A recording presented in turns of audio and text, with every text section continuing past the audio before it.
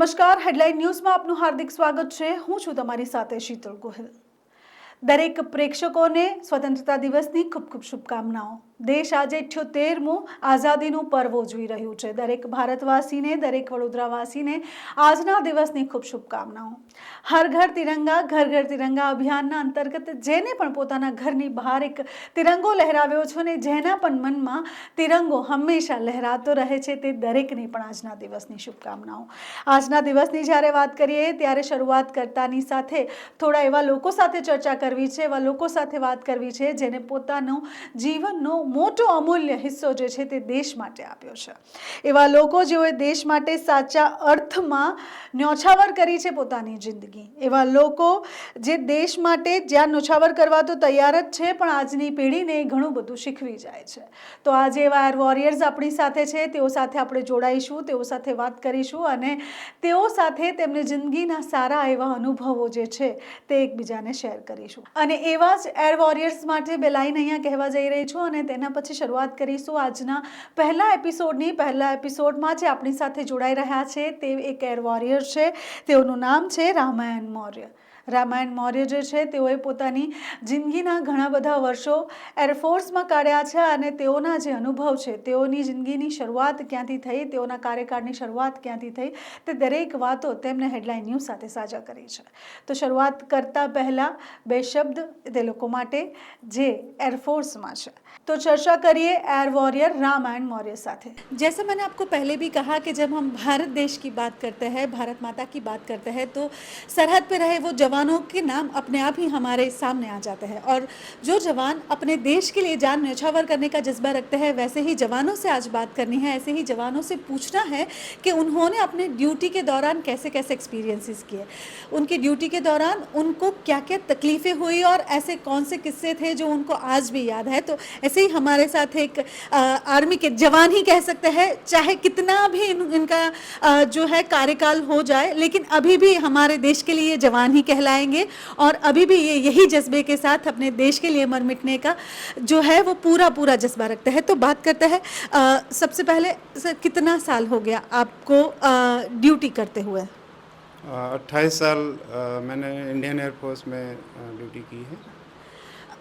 तो 28 साल जिन्होंने ड्यूटी की है, 28 साल जिन्होंने अपने देश को दे दिए हैं, उनसे आज जानते हैं, उनसे आज बात करते हैं कि वो 28 साल कैसे रहे, 28 सालों में क्या क्या पड़ाव आए और वो 28 साल जो है वो उनको कितने याद है। सर, सबसे पहले तो आपकी ड्यूटी का पहला दिन जो आपको याद हो कि हाँ ये चीज़ मेरे साथ हुई थी, वो क्या हुई होगी? हम लोग मैं जो है कानपुर से रिक्रूटमेंट सेंटर से एंट्री किया था और वहाँ से फिर जो एयरफोर्स की टीम है वो हमें पूरा व्यवस्था करके ट्रेन में हमें बिठा के आई थी और झांसी की ट्रेन में हमें बिठाई थी। उस टाइम में झांसी से फिर एक ग्रैंड ट्रंक एक्सप्रेस चलती थी, जीटी एक्सप्रेस बोलते थे उसको। वहाँ पर जो है वहाँ ट्रेन पकड़ के फिर मद्रास और मद्रास से फिर ट्रेन पकड़ करके फिर हमें बेंगलोर जाना होता था।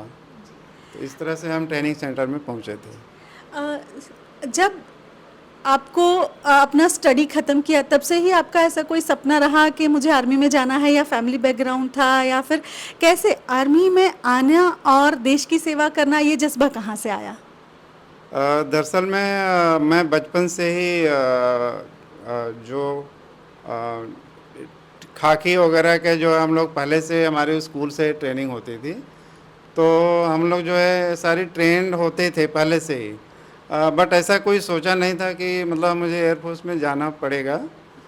मैं 12 में पढ़ रहा था तभी हमारे एक मित्र ने बोला कि आपका एक एयरफोर्स में एयरमैन सिलेक्शन का निकला है, आपका इसमें हो जाएगा। तो अचानक मैं रोड पर गया तो मैंने देखा कि हमारे एक टीचर हैं हमारे घर के, हमारे बहुत शुभचिंतक हैं, वो जो है अपने किसी रिलेटिव्स को समझा रहे थे और समझा रहे थे तो उन्होंने बोला रामायण तुम भी ये फॉर्म भर दो और भर के आज ही लास्ट डेट है, जमा करो। तो वो मैंने फॉर्म वहाँ भरा था। हाँ। कभी इतना टाइम आपने काम किया, कभी भी डर हुआ कि कुछ हो जाएगा, क्योंकि जब जवान कहते हैं कि जब जवान घर से निकलता है सर पे तिरंगा बांध के निकलता है, और जब वापस आता है तो शायद तिरंगे में लिपट के भी आ सकता है। तो कभी भी वो डर होता है आप में, या फिर जो भी जवान आपके साथ कभी रहे हैं कार्यकाल में, उन लोगों में कभी भी कुछ भी ऐसा महसूस हुआ या कभी भी ऐसा सोच आया? नहीं, ये चीज़ हमें बिल्कुल भी महसूस नहीं होती है, क्योंकि हम जिस परिवेश में रहे हैं उसमें डर नाम का कोई चीज़ नहीं है। क्योंकि हमें पता है, हमारे घर में भी हमारे जो पेरेंट्स हैं, माता पिता, और हमें सब मालूम है बचपन से ही, हम इसी ट्रेंड है एक्चुअली कि डर के आगे जीत है।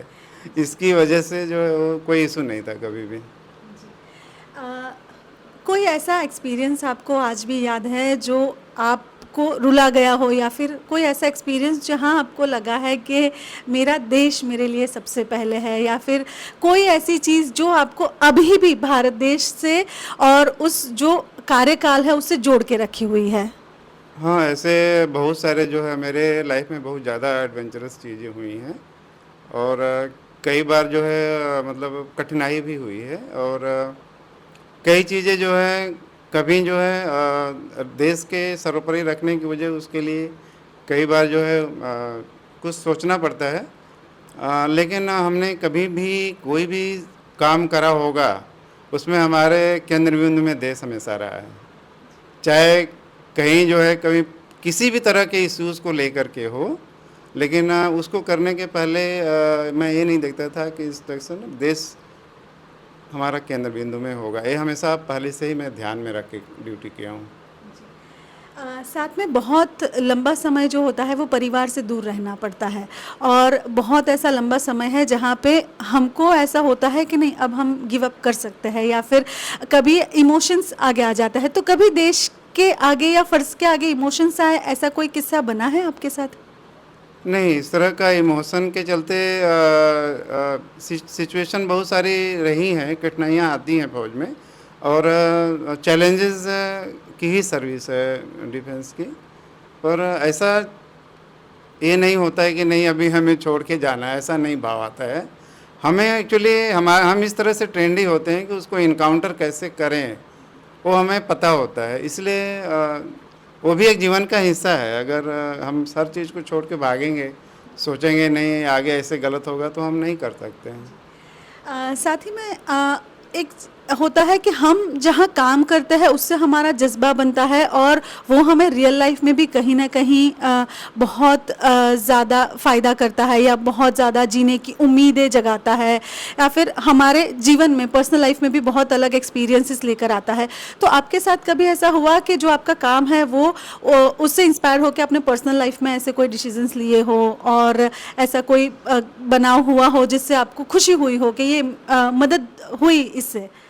हाँ, निश्चित तौर पे एयरफोर्स में काम करने के साथ में बहुत सारे आत्मविश्वास बहुत बढ़ता है, और किसी कार्य को करने के लिए इच्छा शक्ति, दृढ़ इच्छा शक्ति भी बढ़ती है, और उसका फ़ायदा जो है रिटायरमेंट के बाद भी मिलता है। ऐसा नहीं है कि हम डिफेंस के अंदर हैं तभी तक, वो बाद में भी लाइफ टाइम काम आता है। जो आदमी एक बार सीख लेता है वो पूरे जीवन में उसके हर कार्य क्षेत्र में वो प्रदर्शित होता है, और आप मिलेगा ही देखने को।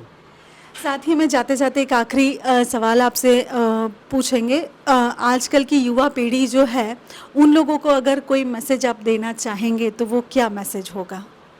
मैं युवा पीढ़ी को ये मैसेज देना चाहता हूँ। अभी कल जैसे 15 अगस्त का पर्व आने वाला है, तो भारत देश का जो स्वतंत्रता दिवस है ये सिर्फ अधिकार के लिए नहीं है, ये दायित्व के लिए आज़ादी मिली है, और हमें जो है अपने अधिकार से ज़्यादा अपने दायित्व की ओर विशेष ध्यान देने की ज़रूरत है। क्योंकि भारतवर्ष में अधिकार को लेकर के जागरूकता ज़्यादा है, अपने दायित्व के प्रति जागरूकता को बढ़ावा देने की आवश्यकता है।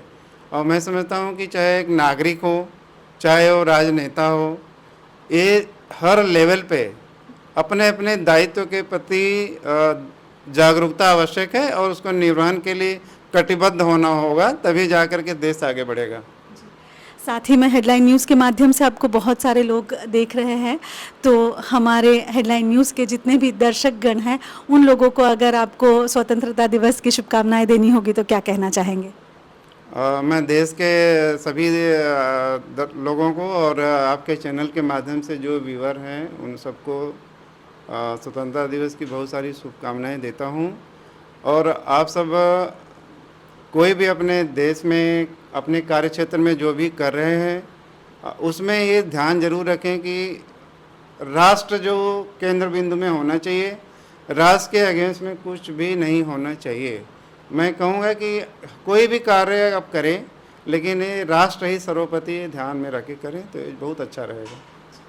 आपका बहुत बहुत शुक्रिया, आपने अपना कीमती समय दिया और ऐसे ही जज्बा जो आप में है वो हमारे जितनी भी युवा पीढ़ी है उनमें भी रहे और ऐसे ही देश के प्रति हम भी कुछ न कुछ हमारे देश के लिए अच्छा हो ऐसा करता रहे, यही हमारी कामना है। और आप ऐसे ही देश के प्रति अपना जज्बा बनाए रखें और आपके आसपास जितने भी लोग हैं सबको भी देश के प्रति जागरूक करें, यही हमारी आशा है। Thank you ma'am, thank you very much. ये तो एक जवान थे, इनका जज्बा हमने देखा, इनकी बातें हमने सुनी, इन्होंने देश को जो समय दिया है वो हमने कुछ ही मिनटों में आपके सामने रखा। पर आप सोचिए कुछ मिनटों में हमने इनको जाना है इतना, इन्होंने जो अपने देश को दिया है वो कितना सारा होगा। તો આ હતા રામાયણ મૌર્ય, જેઓએ પોતાની જિંદગીના કડવા માઠા અને મીઠા અનુભવ આપ સૌની સાથે શેર કર્યા અને તેઓએ ખરેખર કહ્યું કે એરફોર્સમાં જતા અને ડ્યુટી કરતા લોકોને કઈ કઈ તકલીફોનો સામનો કરવો પડે છે અને કઈ રીતે તેઓની જિંદગીમાં પણ મોટો બદલાવ આવે છે। હવે આગળ વધીશું અને બીજા એપિસોડમાં ફરી મળીશું એક નવા એર વોરિયર સાથે। ત્યાં સુધી મને રજા આપશો, નમસ્કાર।